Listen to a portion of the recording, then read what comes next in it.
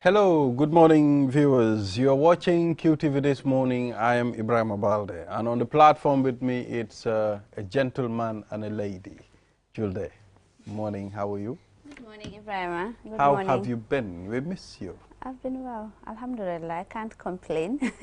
MashaAllah. Yeah, good morning to you. Good morning to our viewers from wherever you're watching us. It's always good to be back on the Mr. Ade, platform. assalamu alaikum. Balde, why are you quoting me? Should I be offended? You should be offended. No, Jennifer don't Sonko be told him off the other day saying, why are you interrupting? You know, He me, shouldn't. I am used to this. I don't know why. Even at home, Yeah. I don't know. I keep interrupting people when they are a very talking. bad I habit. think it's a habit that You I have a need to short stop. attention span. You hadn't even waited for her to finish. Yeah, and I was thinking she already landed. Ah. Okay. Yeah, so proceed. We have all the. No, you are forgiven. You're forgiven, Balde. But next time I'll not forgive you. All right, I will be silent then, Mr. Adi. It's good to be here. And I was going to say, Julde, you asked her, how are you? She said, I'm very well. She's not, but we won't dwell on that. But it shows you how people respond to that question, even when they're not well. But we're grateful that you are here. We have a couple of colleagues who are sick, and they've come to work, which is a good and a bad thing. You know, it's good that people are conscientious and they come to work, but we don't want people coming to work if they're not 100%.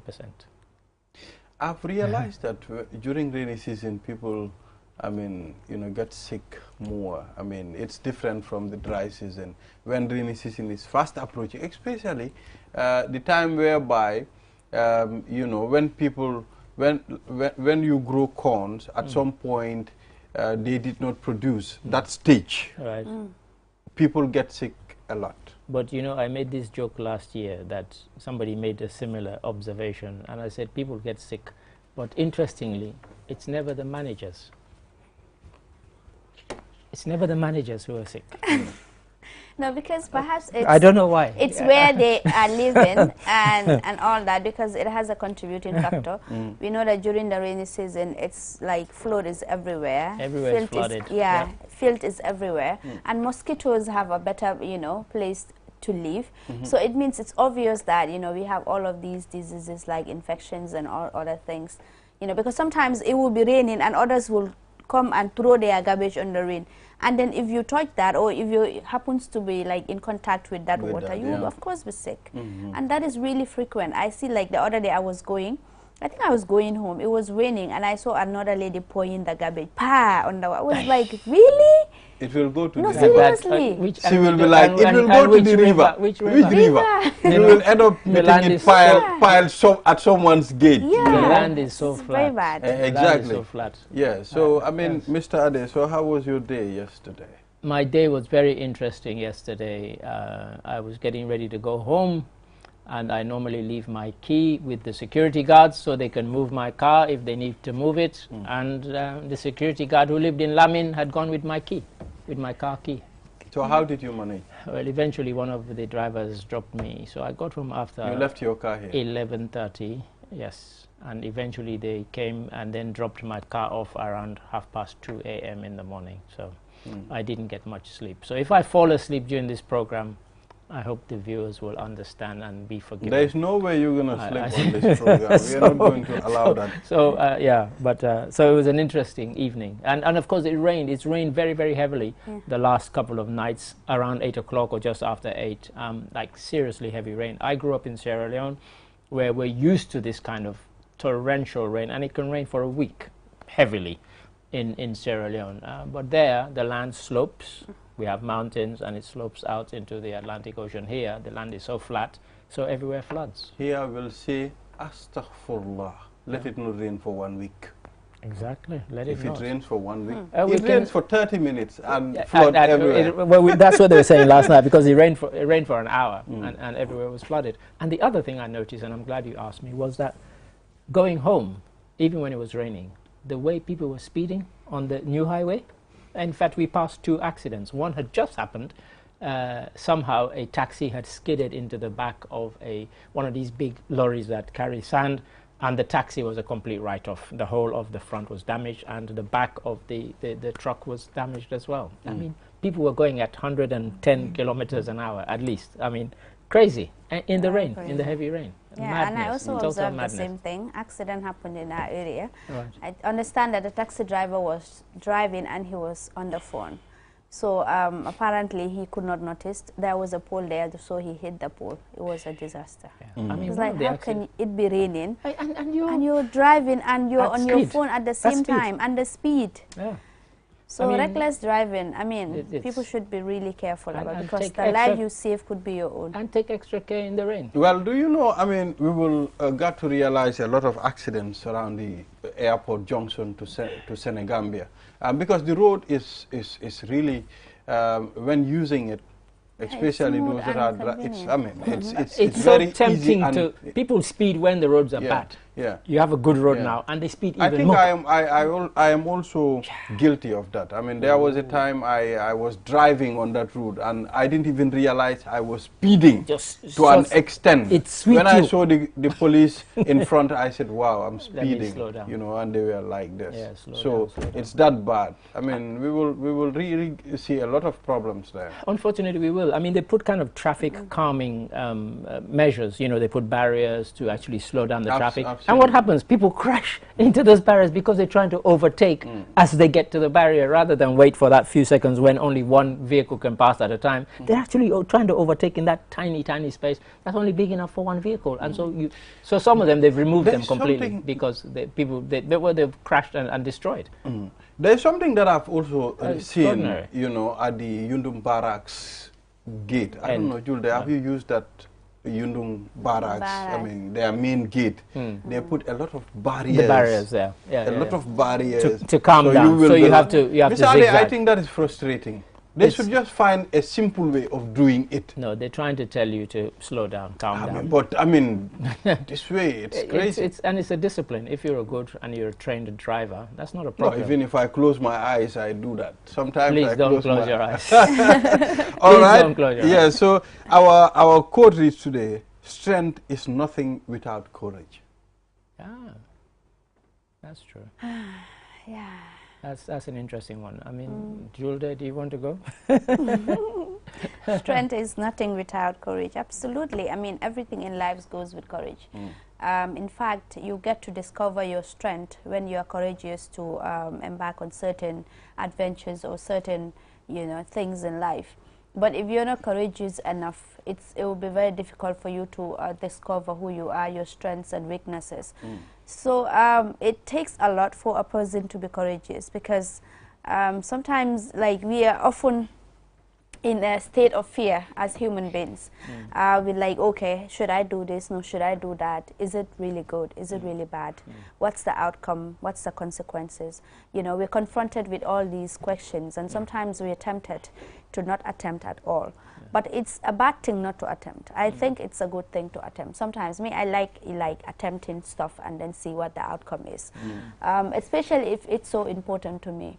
I'll be like, okay, whatever it is, I think I will have to face it. But then the fear of not attempting at all, you know, is really bad, because it really, you not get to discover then, you know, what is really in front of you. So I think, yeah, strength is actually nothing without courage. Interesting. Yeah, I mean, you can have, yes, as it says there, you can have physical strength. And, you know, growing up, most of us probably remember people at school who they would get into fights, not because they liked fighting, but because maybe they saw an injustice. Somebody was being bullied, and they stepped in to defend them, even when they knew that the guy that they were taking on was much bigger than them, stronger than them. But they had the courage to actually take that. So, you know, I got lots of punches and kicks. Aliu Jallow is contributing on the program. Let's hear what he has to say. Yeah, it's just at that point when your favorite morning message alert your phone. I mean, it makes it wonderful. I mean, it's like a cup of coffee. Like a cup of coffee. Can you relate? I mean, of course, so I can definitely relate. Yeah, thank you, Q Money. Thank you very much for your wonderful service. All right, so we'll take a short break. After the break, then we'll be right back. Yes, so the telephone alert has arrived, has it? Use it has evolved drastically over the years. With the advent of 5G internet, we are entering a new era of technological innovation that promises to transform the way we live, work, and play. 5G internet is capable of providing data speeds up to 100 times faster than 4G, making it the ideal solution for streaming high-quality videos, playing online games, and downloading large files on the go. 5G internet is already transforming cities across the globe, powering smart cities, self-driving cars, and virtual reality experiences that were once thought impossible. 5G internet is also paving the way for Internet of Things, allowing for seamless connectivity between devices and the creation of a truly connected world. For the first time in the Gambia, QCell is bringing tomorrow's technology to you today with the launch of QCell 5G Internet. Get ready to experience the out-of-this-world wonders of QCell's 5G Internet. For more information, call 111. QCell. We innovate, others follow.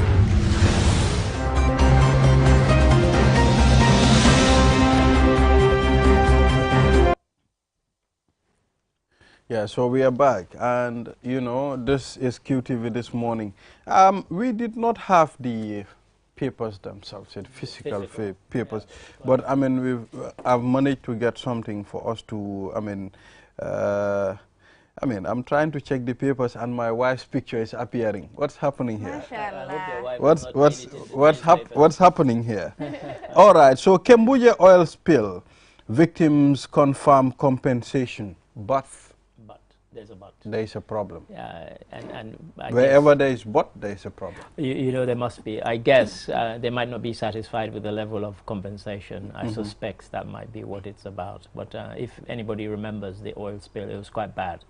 It was pretty awful, and we featured it on QTV at the time. But yeah, it would be interesting to know what the but is. But newspaper headlines they don't give you more than that. All right, they tease you. Over 2,000 Gambian asylum seekers rejected in Germany. 2,000. Yeah, I mean, we had this debate in the office yesterday because some of them are about to be returned, and Gambia is one of the few countries that actively refuses to take back its own citizens. And when I came to the Gambia, I found this very strange. They are your citizens, and yet you're insisting that somebody else should take care of them and keep them. But in Gambia, the attitude seems to be, if they're over there, leave them. It's not always a good thing, because in those countries, in a lot of the European countries that are quite racist, that sort of thing has fueled a lot of the political anger. And so in Germany now you have these extreme racist parties on the rise and doing very well in local, and soon they expect they're going to do very well in local government elections. So expelling people like that for the ruling party, people say, yeah, good, they're taking action against these foreigners. And so it's become a very kind of poisonous thing in Germany quite recently. So, but yeah. Well, Julde, it's a bit difficult now for you to tell stories before asylum seekers go to certain countries and say a lot of things about their leaders, for them to be granted, permission to live in that country as long as they want. But now that is a different case for the Gambia. Yeah, I mean, that used to be the case because of, the leader that we had before and all the, alleged atrocities that were committed in the country. But now that's not the case, because now the international community know that Gambia is a democratic one, and we are on a transition. We are transitioning to a full-fledged democracy, and a lot is at stake as a country. So the issue of accepting migrant returnees, the briefing from the Minister of Foreign Affairs, he made it categorically clear that they don't actually refuse to take back Gambian citizens. What he was trying to make, that at the time when the European Union wanted to bring back the citizen, that was the time when we were confronted with the COVID-19. COVID-19 hit. Then from there came the presidential election. So it was not really conducive. It was not really safe for us as a country to receive returnees back to the country. We know it takes a lot, because some of them are traumatized. You say Balde interrupts. I have to interrupt. I heard the minister say that, and I have to disagree in the strongest of strong terms. That is a lame excuse. I'm sorry. Why? Because we're having presidential elections. Because of what? We can't take back our own citizens? I'm sorry. That's not an excuse. That's What not even about a if reason. we are not ready for them? Not ready for them for in what way? It we takes are a lot, not- Mr. Ade. It Yeah. takes You a know. lot because some of these, migrants are traumatized in a certain way. Some of them are actually going through a lot. Some of them are in prison. Some of them are even having some mental issues. So it's not really safe for the Gambia at the time to actually bring back those people. It will really, look, the country was going through a lot. And during the COVID-19 pandemic, like everybody was restricting people from going to their countries. I mean, even the European, the EU member countries, they are restricting people to go to their They were countries. restricting people because of health reasons, not because that, we all thought that, this COVID thing, COVID-19 was catching, and if people travel, the whole world shut down. So, to be honest, even during that time, nobody was flying anywhere. They weren't even flying migrants back to any country, even deportees. So I don't even know where the minister, I'm sorry, I heard this and I disagree in the strongest of, I don't know how strongly I can put my disagreement, with it, because nobody was being sent back during that time. It was in the immediate aftermath of, the COVID-19 that they then started to want to say. It was before and after, but during, nobody was flying anywhere. Migrants were not being deported, and people weren't flying. Nobody was flying anywhere. Everybody was holding Zoom meetings and what have you.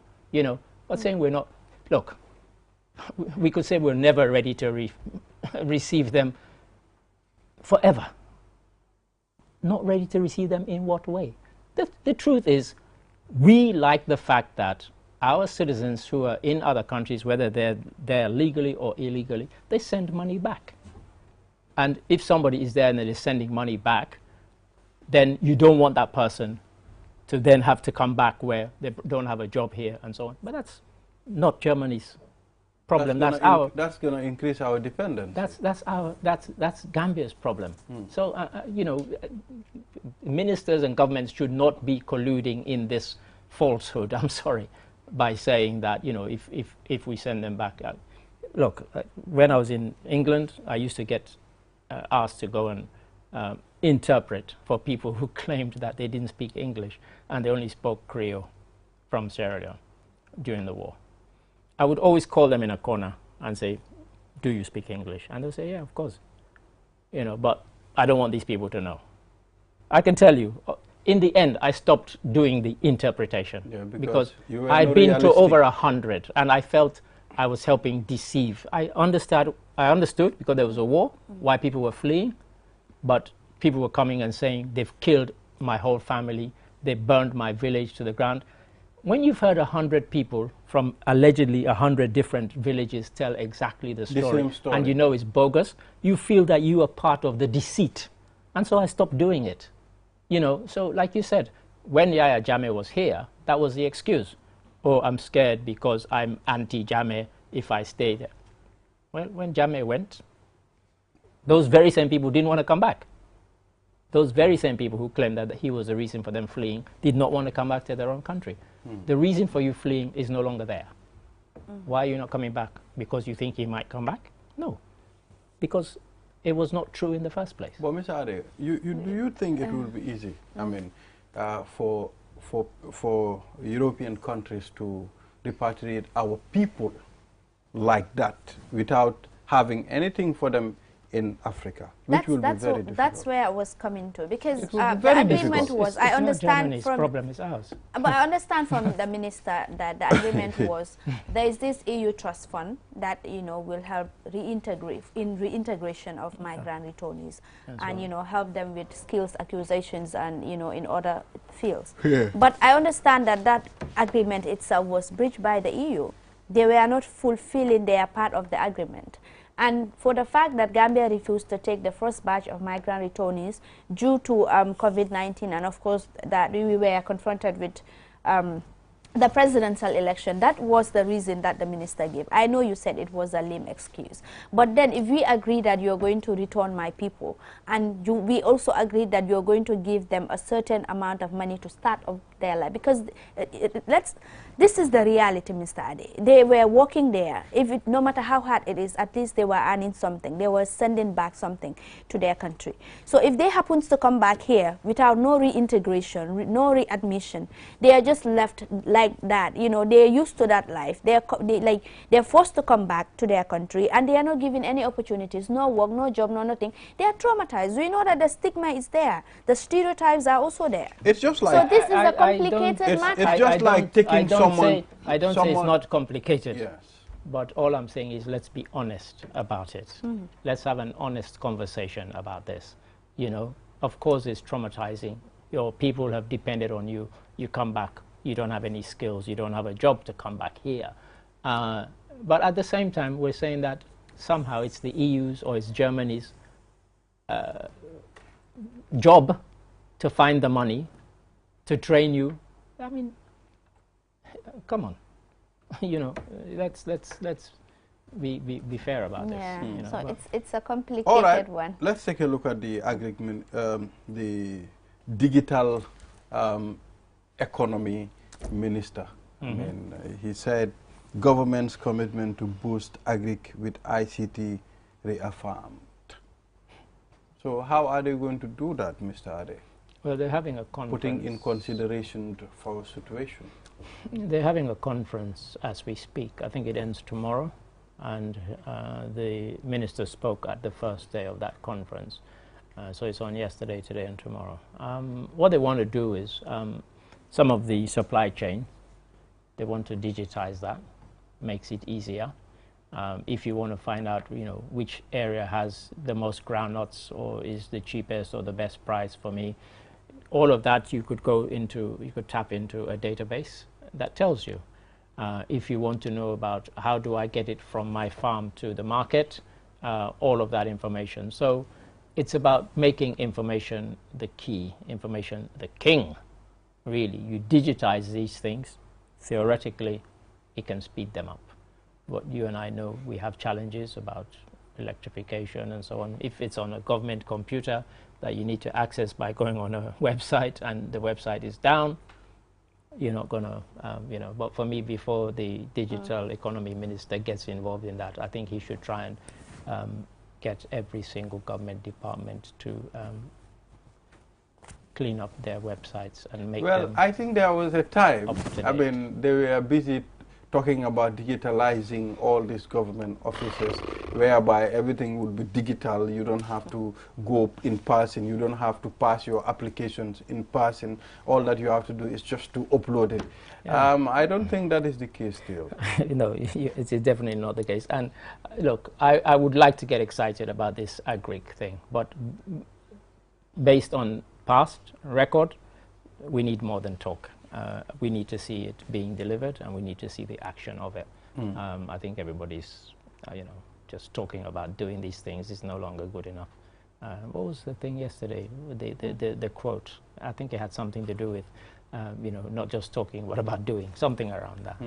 I think, yeah. So, Julia, I don't know whether you've been following this agric thing that they've been talking about, the minister, you know, about digitizing certain aspects of it. I mean, they've been talking about digitizing a lot of things like Balde mentioned in government, but we've not seen any as of yet.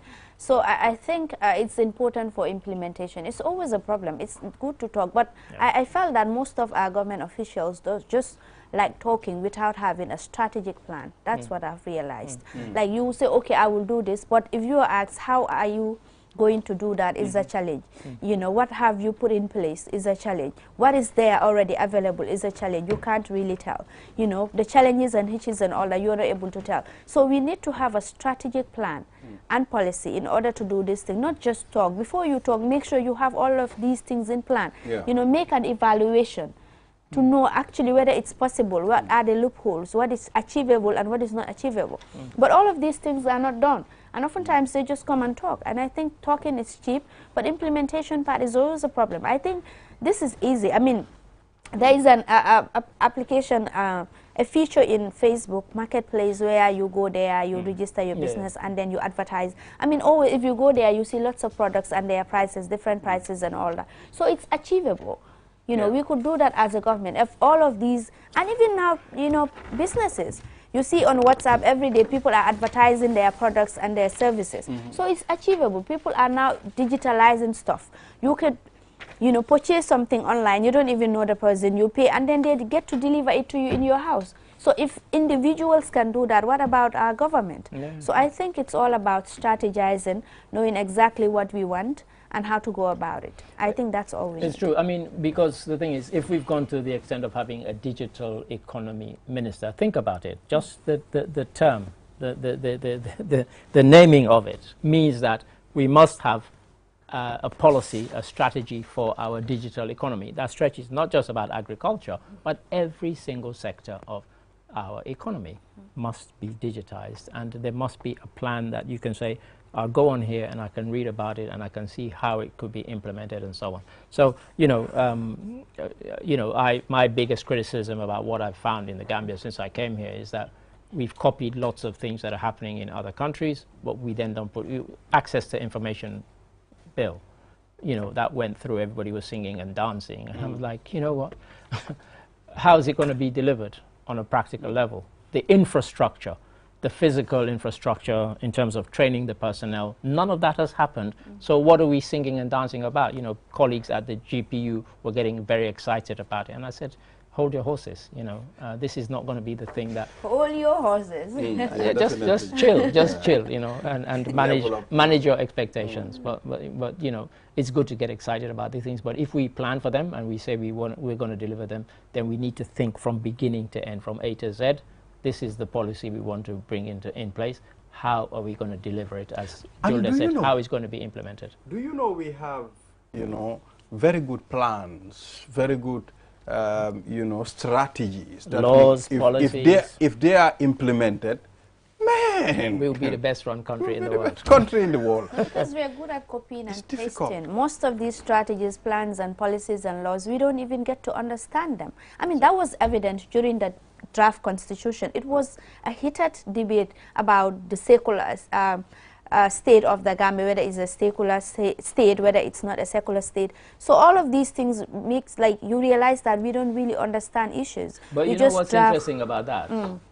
I challenge anybody to go to that draft constitution and show me the word secular. It is not mentioned even once. And yet in Parliament, they spent 3 days debating it. And I had to keep looking at the draft. I have it. I challenge anybody to go to that constitution and show me where the word secular even comes up. It is not even there. And they spent nonsense days arguing about it. That's the problem. Go to you know what Senegal's constitution says? The very first line of Senegal's constitution? Senegal is a secular and social state. That is the first line of its constitution. That's what it said. Yes, go online, you'll find it. Ours, it doesn't even mention it. It was not even mentioned in the draft. And yet they spent days debating it. Why? Because anyway. we don't understand issues, we don't get to read, we just copy and paste. That's the problem we have.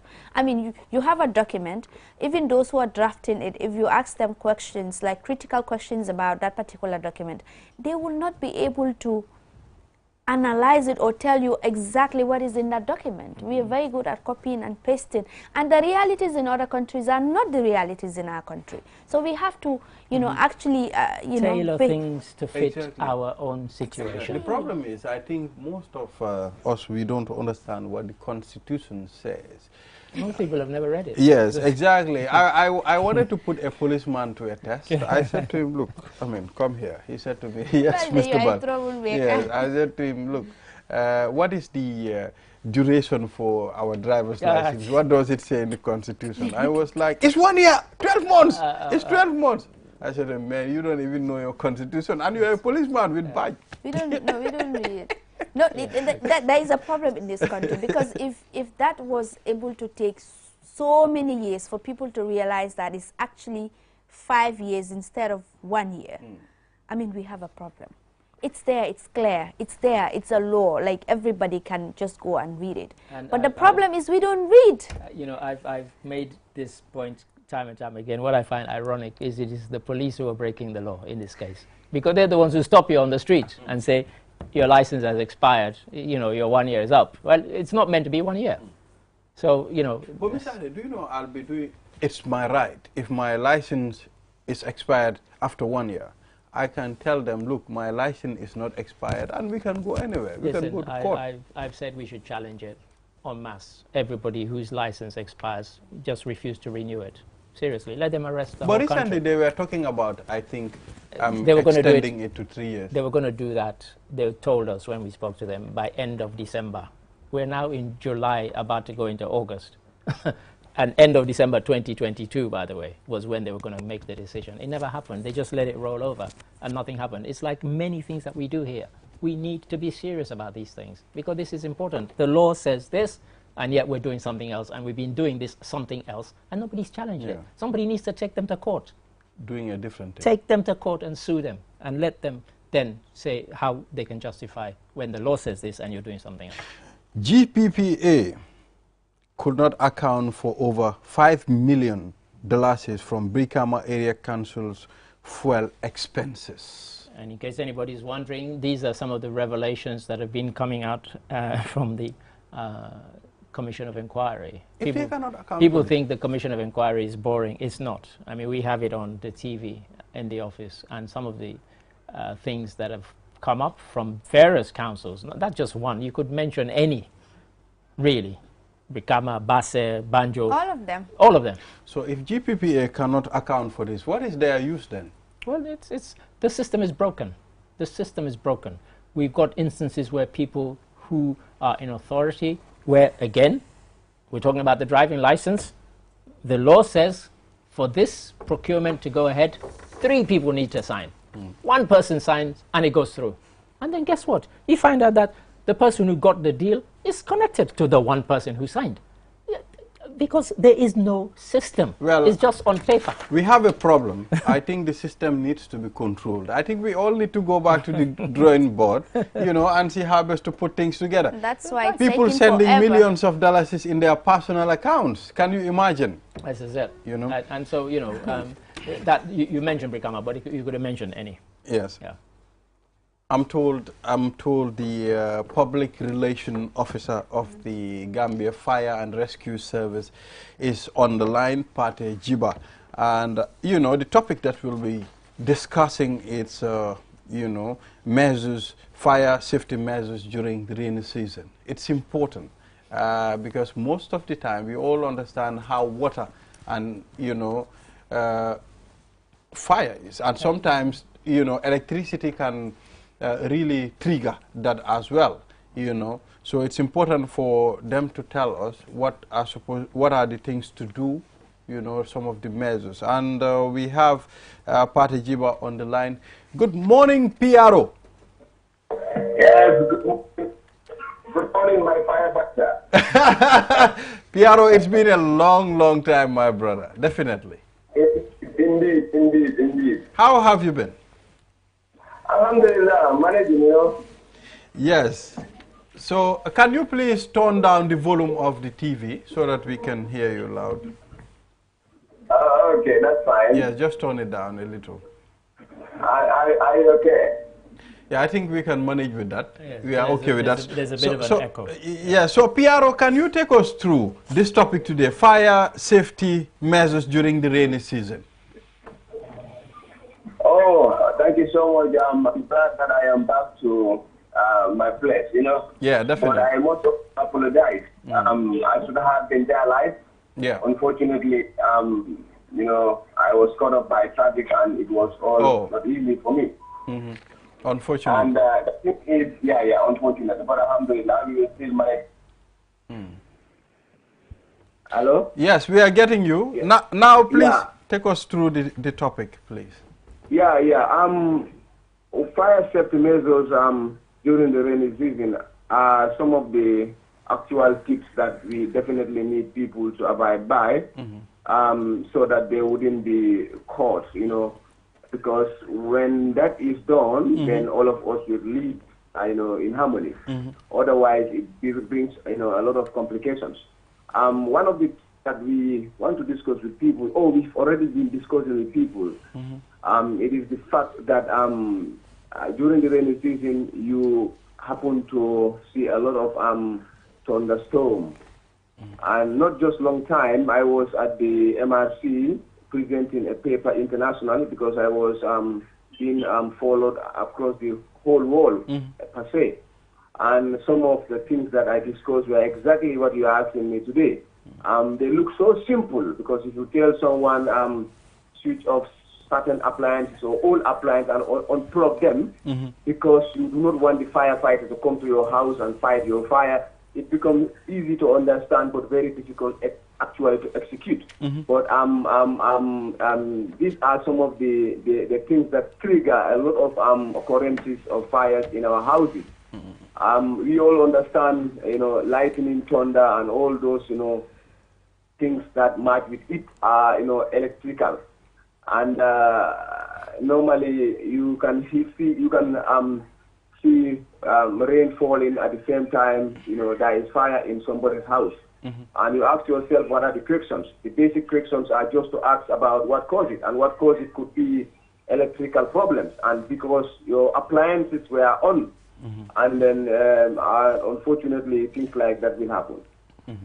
Yes, I mean, okay, I have one more question before I pass it to Julde.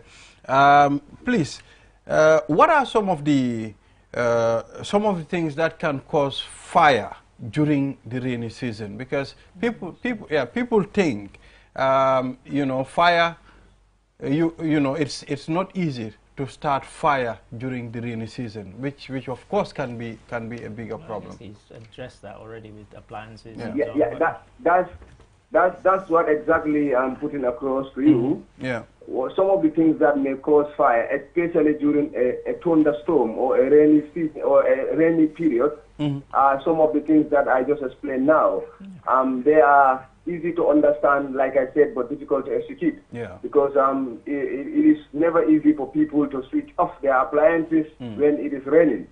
And rain and fires as a result of rain, constitute a percentage of our fires that we extinguish. And if we do the investigation, normally we come to a conclusion that it was raining and electrical appliances were all switched on, and as a result there was a splash, and then fire began to start in the house. So these are some of the causes. This is one of the causes, main causes of fires during the rainy season in our private houses. All right, yeah, even in our offices. Okay, so Piero, talk to us about some of the specific patterns in fire incidents that you've observed during the previous year. Yeah, that will take us to the statistics of fire. Yeah. Fire statistics that we have comparing 2000 and probably 22 and 2023. For 2023, is an ongoing process. Actually, we wouldn't be able to tell you because it is still we are almost middle of the year. But in 2022, we had close to 700 fires. That is across the entire length and breadth of this nation. And it is like the pattern is not static. It's not like it continues to go down or it continues to go up. But I can tell you that, particularly in some years, we have lower fires, occurrences of fires, and in some years it is higher than this. But all these succumbs to people unable to understand what definitely surrounds them, and this is why talking to people, in the form of sensitization, which we are doing every day, is also helping. That is why it goes up and it comes down sometimes. Okay. But you don't have a specific data that you could give us during the year under review, that is 2022? Yeah, there is, of course. As you can see, as we are speaking, I'm not in fact in the office.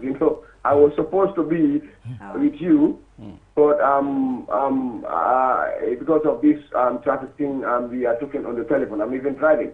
Okay. But we would find a time to provide that. That is readily available for societal consumption. The data for 2022, how many fires occur, but it's difficult to also ascertain because as we are speaking about the statistics of fire for this period, it is increasing in another region in the country. You know, this is why normally what we advise our audience is to give us time until the end of the year, around December, when we will have to close the books for that year and tell the people what happened definitely from January to December. Okay. Otherwise, it's like you are reading something when it is changing down the line. Okay. So talk to us about your role in responding to fire emergencies during the rainy season, and of course Can the you challenge. can you come again? I mean, talk to us about your role, you know, as a fire and rescue service in, you know, tackling fire incidences, especially during the rainy season.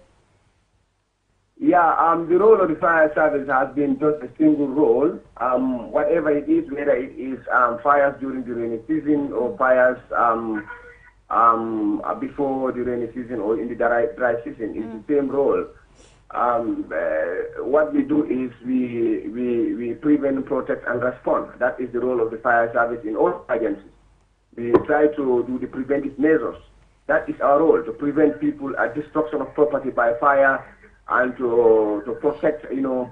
And if we cannot do all that, then we have to respond. By responding is by, you know, adhering to the call of the people who need us to solve a problem for them, whether it is a flood problem, or it is a fire, or it is any other sort of emergency, and then that is the response mechanism. So, but how soon, like how often do you respond to fire incidents? Because it has been alleged that oftentimes when fires occur, like before you get there, like everything must have been, you know, burned down to ashes. So, Yeah. in terms of response issues, talk to us about that. How many cases have you been responding to that you were able to avert the house or the compound or the place being burned down to ashes completely? Yeah, that's a sound question, and I would definitely want to do some little justice to that, because when people are in dilemma, they need to know, and when they are in state of mental distress, actually they need to be assisted. The fire services have been here a long time ago, but the problem causing that has not been a problem of the firefighter. The problem causing the delay in response is not a problem of the firefighter. The firefighter has a telephone set in the washroom, and anytime the telephone set rings, there is response. And there is no excuse as per this and that and that, but because the problem is people do not call at the right time. When there is an emergency, you need to call the fire department, because they are not there when it was happening. So they only get to know it when you inform them. And the information used to be having a setback, and that is why all these things happen. Because if you are supposed to call the fire department to respond to an emergency, and you did not call them within that period, and you wait until maybe 15, 20 minutes, imagine if you understand fire growth and development, you will, for the firefighter wouldn't find anything there. He is just going to be there, you know, for the sake of being there. Probably he may even be welcomed by stones. And that all is caused by the lack of calling us in time. Yeah. All right. So finally, PRO, what advice do you have for the people watching now on safety? You know, what are some of the things to do, I mean, to help prevent fire during this rainy season?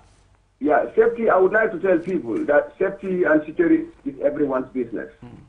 Every life owner, every owner of an equipment or an appliance or whatever it is, let me just say a property, is a stakeholder to those that respond to your safety and emergency matters.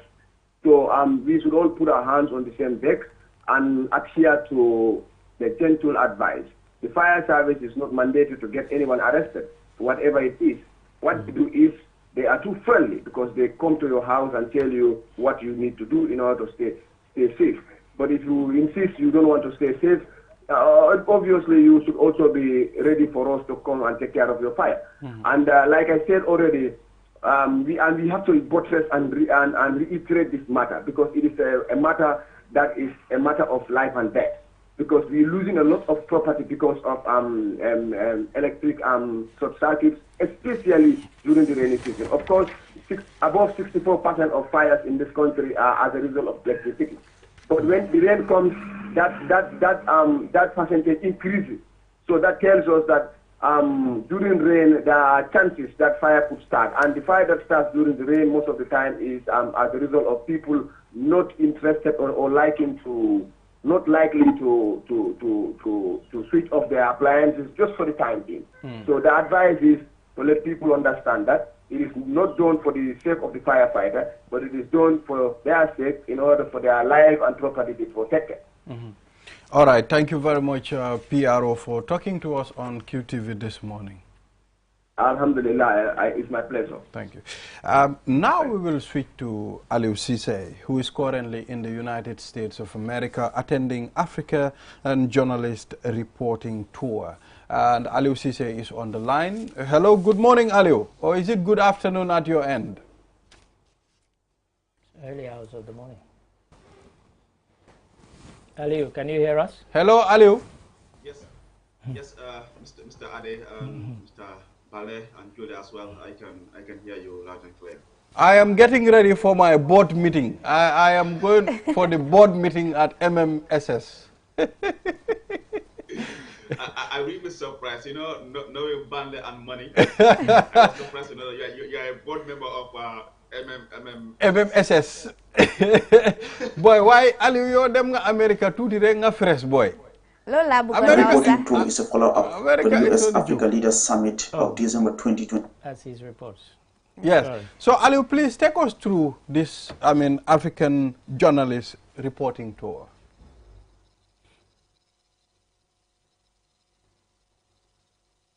Aliou, are you there? Did you hear Yes, us, Aliou, can you hear us? Balek, could you come again? I didn't hear what you said. I said, can you please take us through, why you are currently in the U.S.? Tell us about your trip.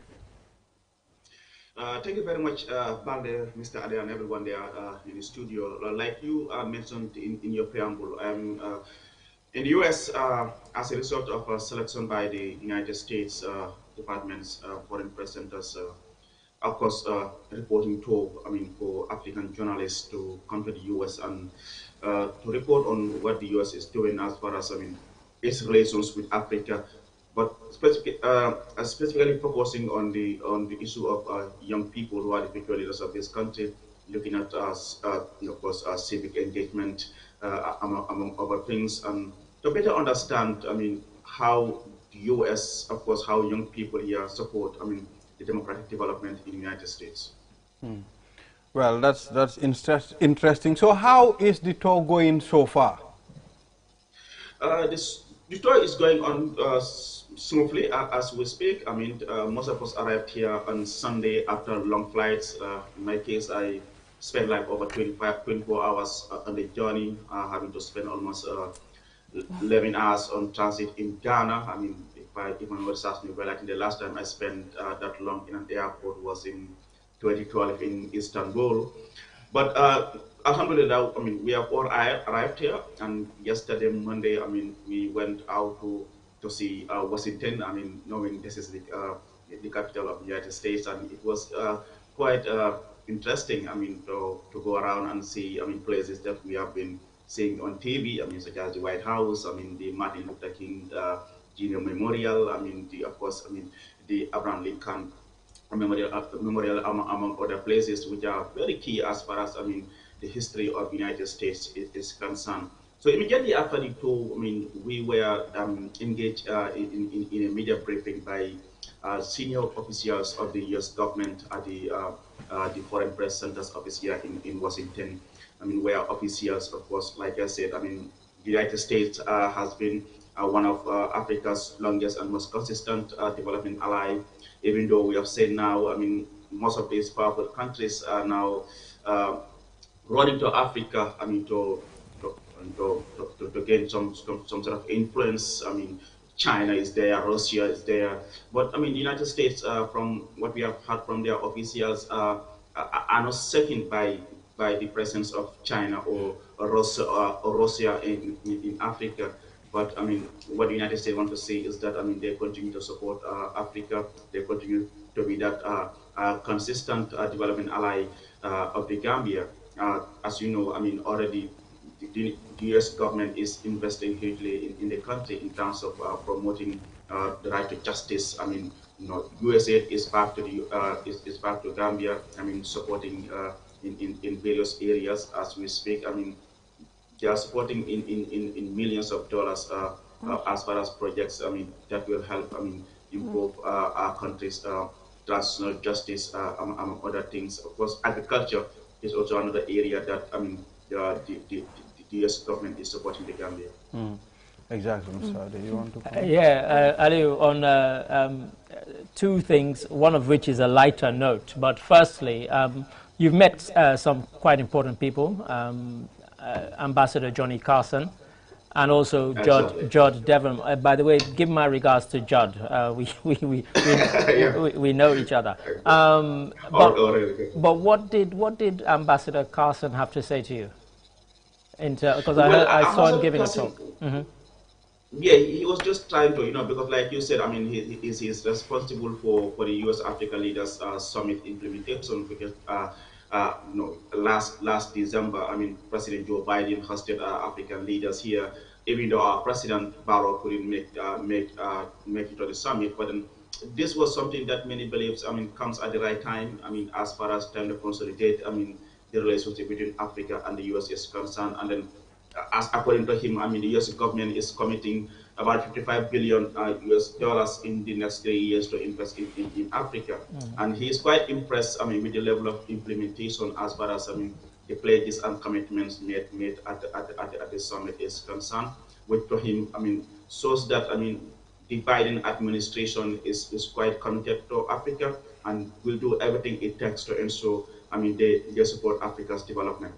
Thanks for that. And I said the second one was on a lighter note. And I hope President Biden doesn't go and visit them in that office, because his portrait is actually crooked on the wall.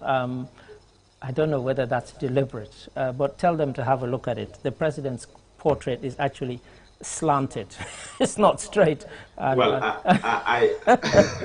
I'm sure, I mean, they will take note of that. I mean, actually, those images are at the foreign press center's office, not actually at not the State Department. Okay, right.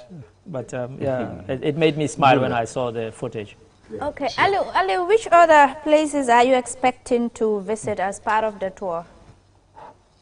Yes, from Washington, I mean, we will just a couple of hours ago arrived here in Memphis, in Tennessee. I mean, which is our flight from Washington D.C. Like I said, it is 4 a.m. here, but then because of time difference, it's 9 a.m. there.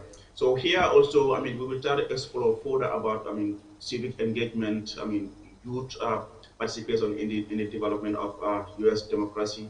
And then, this is a very important place, Memphis. This is actually where, I mean, Martin Luther King Jr. was assassinated in 1968. Yeah. I mean, so we are going to visit that site. I mean, later in the day, we will also be meeting with people of the Memphis civic academic here later in the day, discuss further with them as to how they go about, I mean, engaging young people in the United States democracy. So finally, talk to us about the impact this tour will have, not just for Africa as a continent, but also the journalists who have been attending this.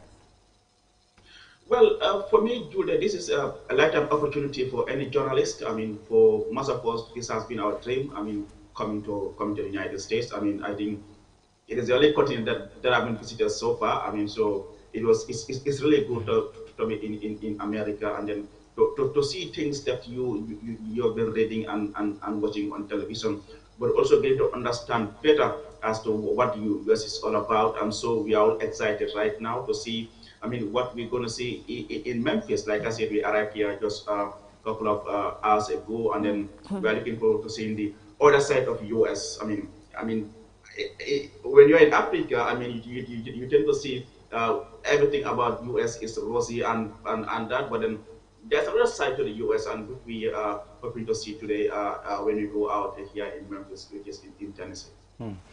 All the best, and enjoy your stay. Thank you very much, Jude, Balde, and Mr. Ade. Yeah, have a great time. Yes, thank you very much, Aliu Cisse, for talking to us on QTV this morning. Our colleague Aliu there. Yes. So, I mean, I'm told we've almost exhausted the whole time, you know, so we are just going to draw the curtain here and say, have a wonderful day from my people. Until we come your way tomorrow, Mr. Ade? Yeah, until the next time, and I don't know whether I'll be here reviewing the newspapers or somebody else might be, but until then. And just a reminder, our sponsors are back, Opticalia. Opticalia. Absolutely. So they are located at the Tropic Shopping Center, Senegambia. You can visit them for your eyes, ears, throat. Nose and throat. ENT. Exactly, ENT. All right, have a wonderful day. Bye-bye.